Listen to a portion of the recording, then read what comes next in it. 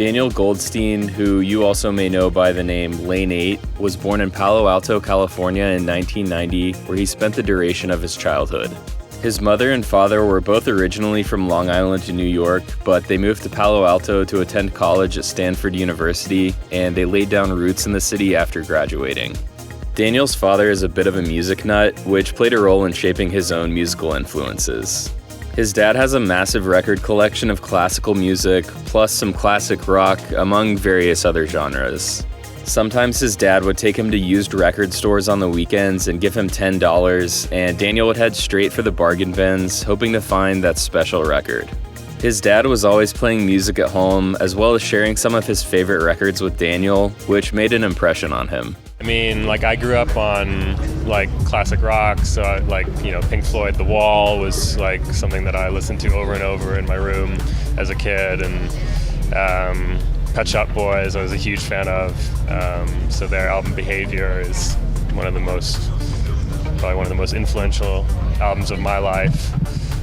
Depeche Mode and everything. I mean, I just grew up on albums, and all my musical memories are tied into albums, so.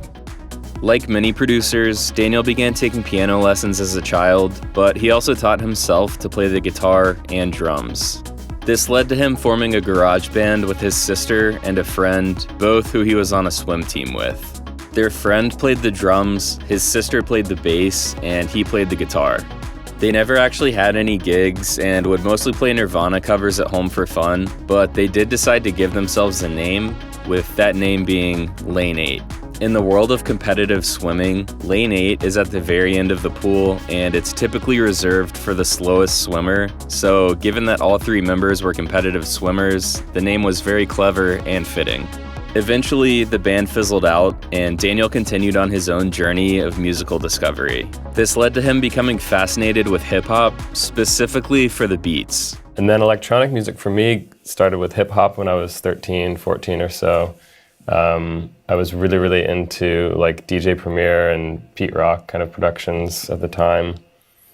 And so I bought a keyboard and a drum machine and sort of have been hooked on that style of making music ever since. Were you trying to do hip-hop DJing at the time, turntablism and stuff? I I had a turntable. I was 13, I didn't know. Yeah. I didn't know that you could even learn these things. I was too intimidated, I guess, to ask anyone. And so I was trying to work out how you could scratch just on one turntable, and couldn't figure it out. I didn't even have a mixer. It was just hooked into an amplifier.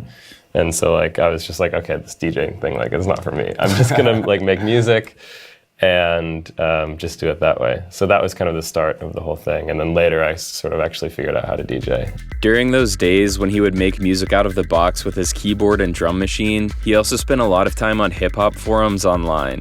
From there, he learned about how you can make music entirely on the computer using a digital audio workstation, so he got a copy of Fruity Loops and got to work.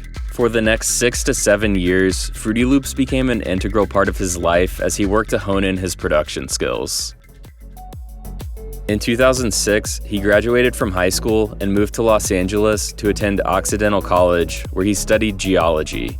Living in Los Angeles gave him his first real exposure to electronic music, which would play a role in shaping his path moving forward. When I moved to LA in 2006 to go to college and started going to clubs and shows, that's my whole clubbing and electronic music schooling, basically, and that's where I learned all the music that I really love today. And when I was first exposed to those shows, just surrounded by my best friends who were all into the same music, left such a big impression on me. And I just remember going out with my friends and hearing our favorite song on the dance floor and just hugging each other and going crazy. In an interview with EDM.com, he mentioned some of the artists he became a fan of in college, saying, "Ed Banger was the big thing back then, and I got really into Rat-a-tat, Justice, Simian Mobile Disco, and Daft Punk. Most of my free time in college was spent either listening to music, trying and failing miserably to make music, or going out to shows."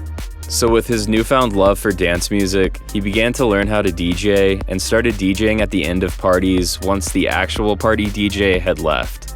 By the time he graduated from college, he had become a pretty good producer, but he wasn't in a position to jump into a music career, so he put his geology degree to use by getting a job with the United States Geological Survey in San Francisco.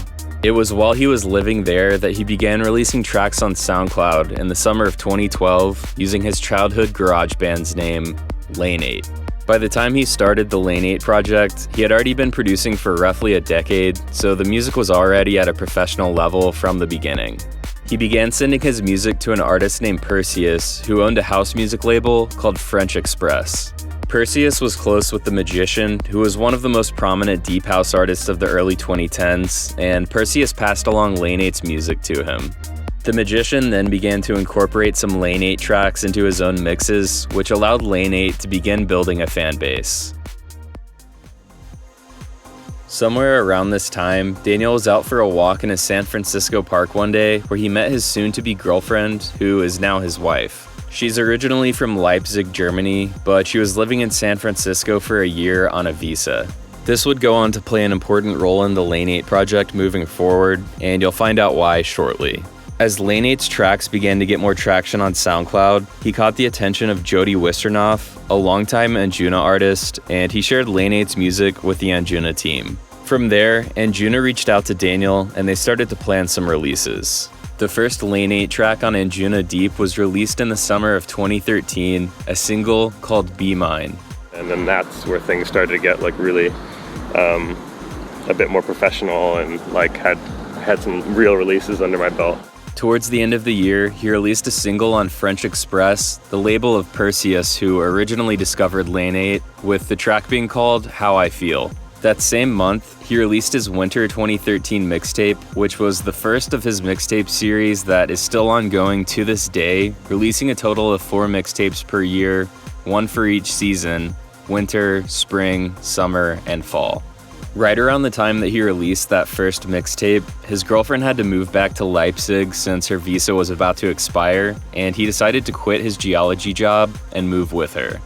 Leipzig was much cheaper than San Francisco, which was a huge benefit as his girlfriend was able to support him financially when he was getting the project off the ground.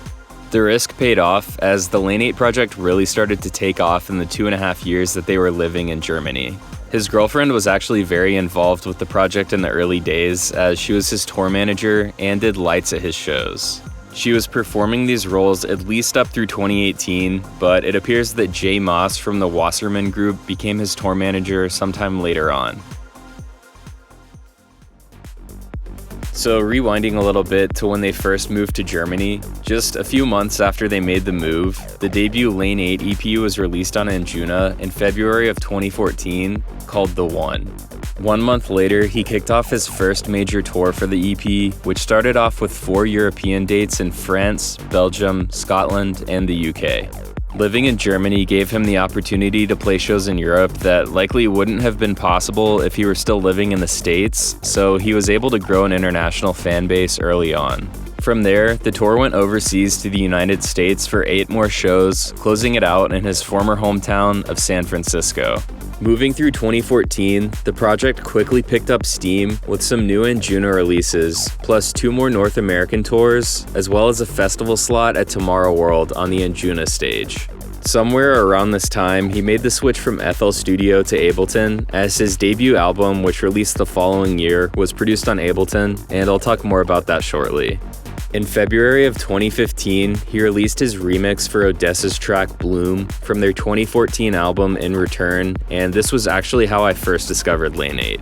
Anyways, the remix got over 1 million streams in just 1 week, and the Lane 8 project continued to draw in new fans, giving him more opportunities for tours and festivals. In April of that year, he performed at the Doolab stage at Coachella, which is known for hosting some of the most promising new acts, many of which have gone on to be world-class artists. 3 months later, his debut album called Rise was released on Anjuna.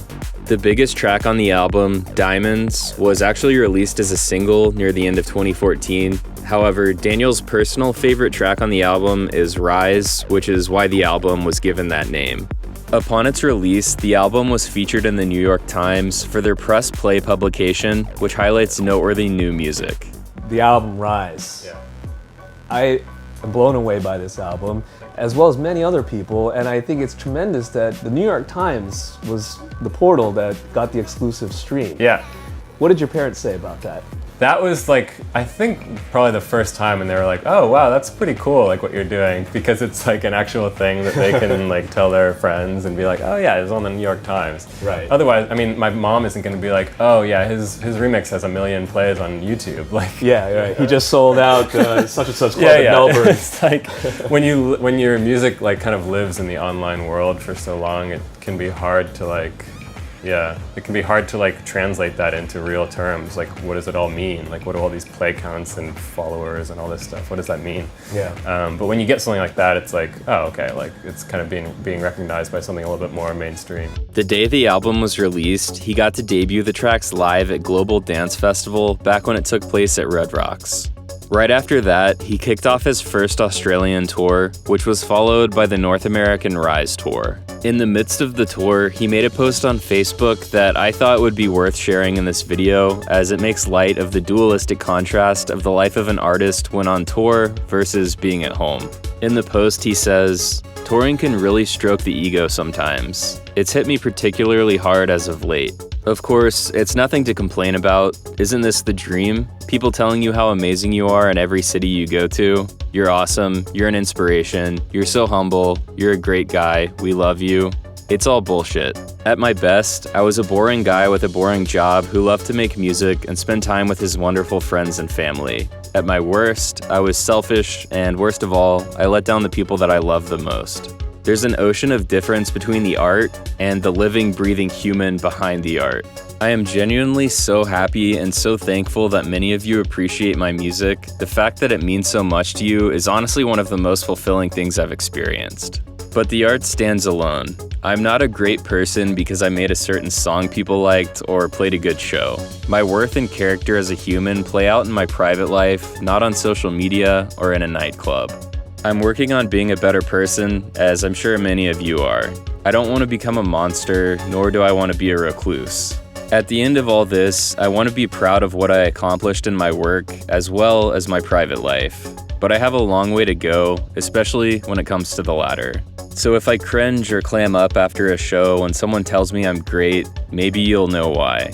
A lot of people ask me why I'm not more visibly stoked on what I've accomplished so far. Well, it's because I'm not that proud of what I've done as a human being. At least not yet. But I'll get there someday. Sorry for the long spiel. I know most of you probably don't really give a shot about my little existential crisis here. All the best, Daniel. Sometime around late 2015 or early 2016, Daniel and his girlfriend moved back to San Francisco as the Lane 8 project was far more successful than it was back when they first moved to Germany.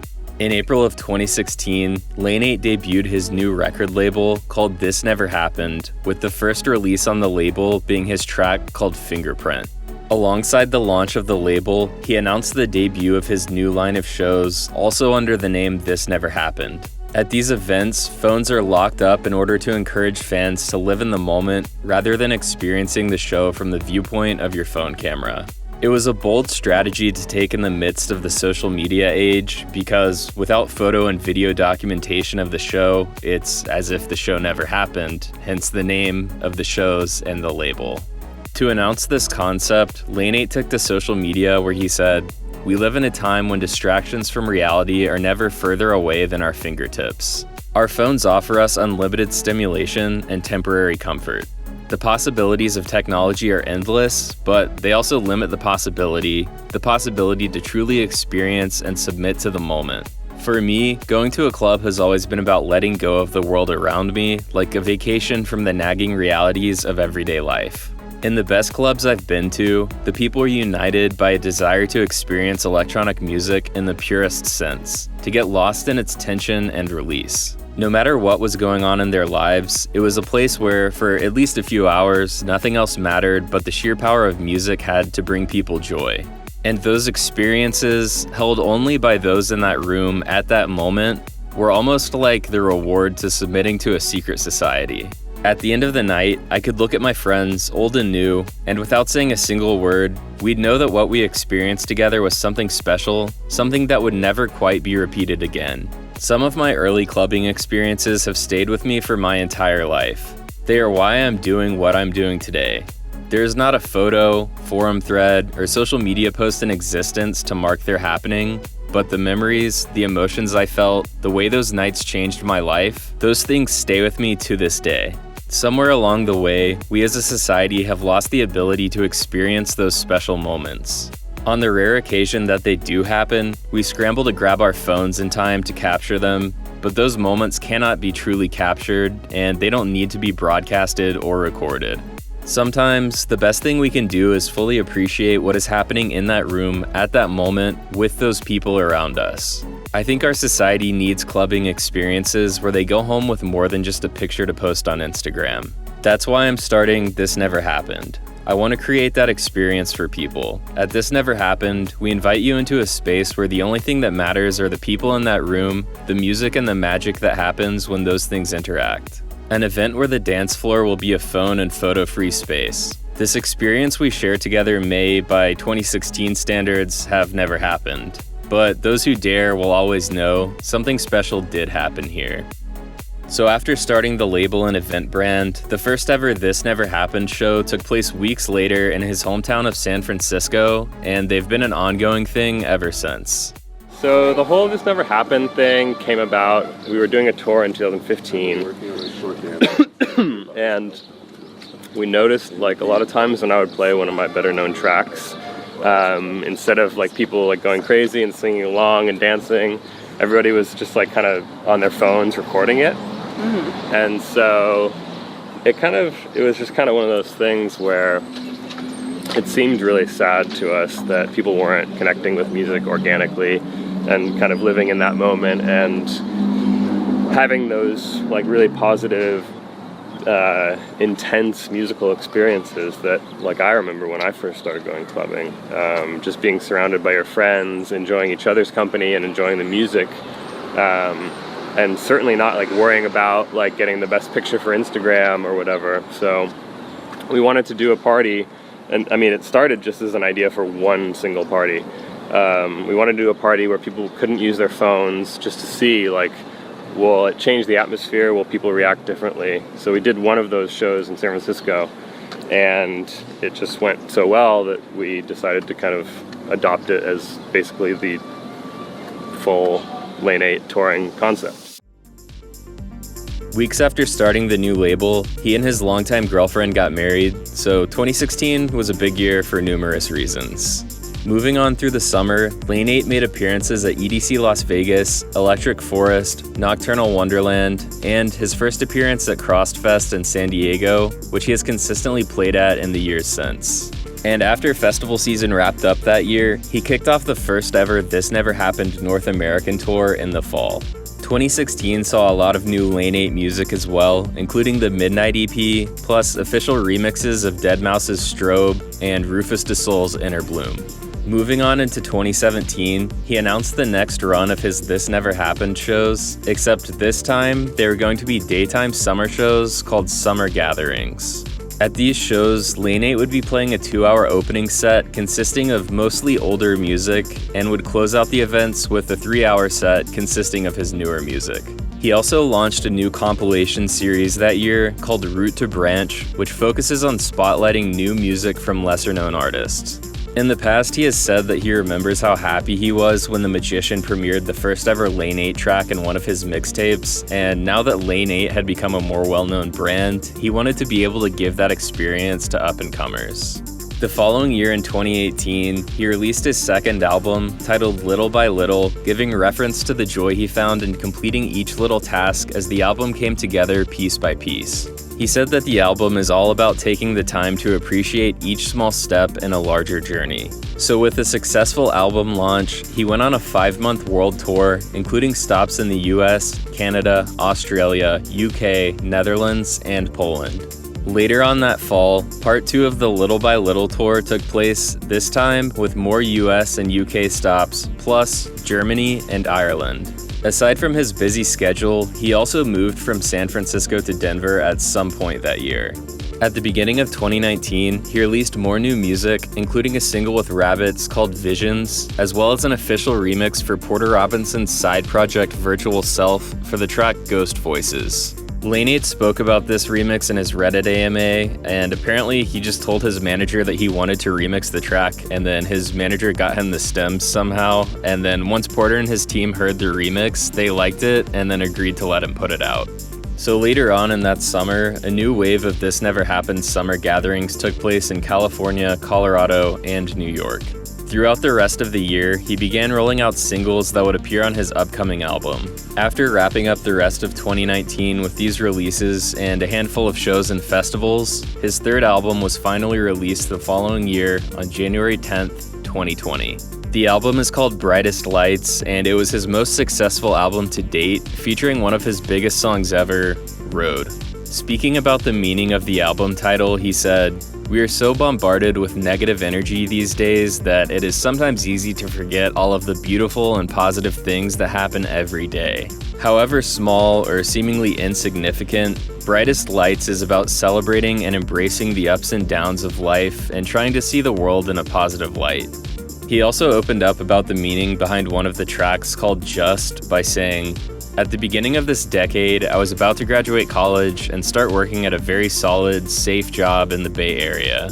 My life was taking a certain form and direction, despite the fact that I still had this crazy dream that I would one day be able to do what I actually loved and make music for a living.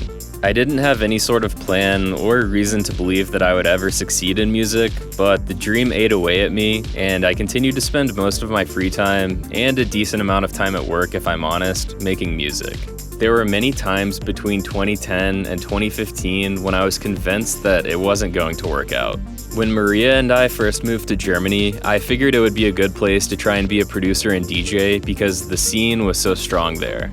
Looking back, I can't believe how naive that thinking was. Nobody knew who the hell I was in Europe. I got dropped by my European agent, and although I had a little success in America and a few Anjuna Deep releases, I was just about ready to throw in the towel. There were a lot of turning points to get to where I am now. Getting support from above and beyond in Odessa made a huge difference. But I think the other factor that pushed things through was that I never lost the pure joy of making music. I still get the same feeling I did when I was 14 and coming up with new beats in my parents' garage. That's where Just comes from. This is kinda dumb, but when I was putting this song together, I was reflecting on another moment of pure childhood joy, trading baseball cards with my friends during summer break.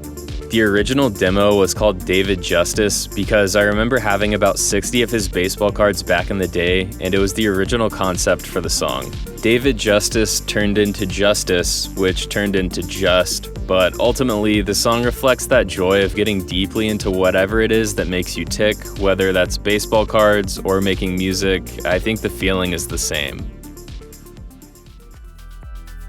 The Brightest Lights World Tour took place soon after the album release, with dates planned for the US, UK, Canada, Germany, Ireland, and the Netherlands. Unfortunately, due to COVID-19, the tour was cut short as pretty much all live events came to a halt. However, like many artists during this time, Lane 8 adapted by streaming DJ sets from home. He also released his seasonal mixtapes and Root to Branch compilations as usual, plus a bunch of new singles, including two of my personal favorites, Run with Casablanca and Buggy with Yotto, which were both featured on the Cross Pollination collab album.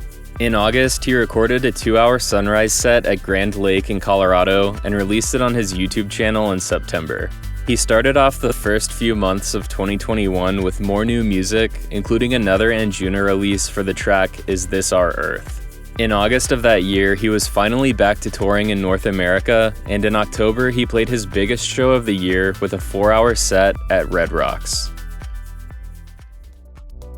In January of 2022, Lane 8 released his fourth album, Reviver, and to promote the album, he played 2 intimate album launch shows in Denver. In order to get tickets, you had to find one of the 5 Reviver mirrors that were set up around Denver, which had a QR code you could scan to get tickets.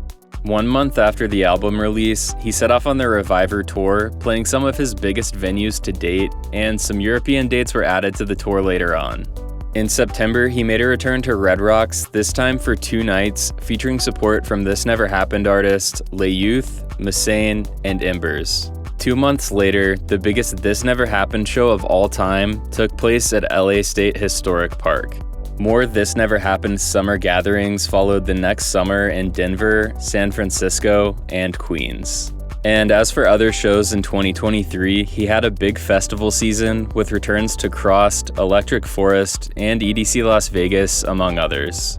He also released a bunch of new singles that year, including I Will Leave a Light On with Les Youth and Jill, plus Rave, La Nina, and The Little Mushroom That Could, plus a few others. 2024 had a bit of a quiet start to the year, but big things were on the horizon, including the return of This Never Happened summer gatherings, this time in San Diego, Dillon, and Vancouver. 1 week after the final summer gathering, he released his 5th and most recent album, which is probably my personal favorite, Childish. The day of the album release, he shared his personal inspiration for the album by saying, "In the last few years, I've watched our kids' creativity expand to a level that I could have never imagined. They truly love making things, and it doesn't seem to matter whether it's drawings or beat art or making up silly songs, they just love being in that imaginative state.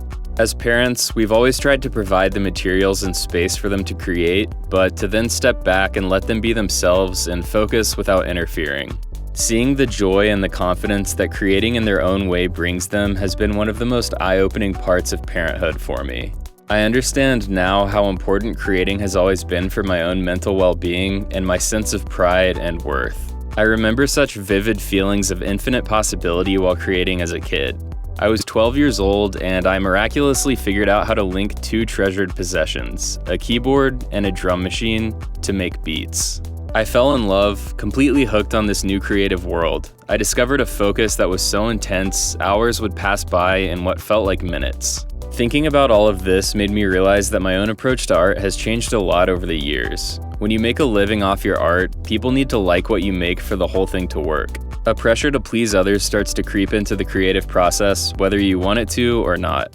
It was only by watching our kids create that I fully appreciated how much my own process had changed. It hurt to admit it at first, but what followed was a new sense of liberation and motivation because I knew it didn't have to be that way. And so, with a determination to explore a more childish side of my creativity, this album slowly came together. I tried to think as little as possible about end results and instead focus on only finding joy in the moment and chasing that feeling for as long as I could. Childish will be yours next Friday, September 27th on This Never Happened. Artwork made by our daughter, Heidi. Lots of love, Daniel.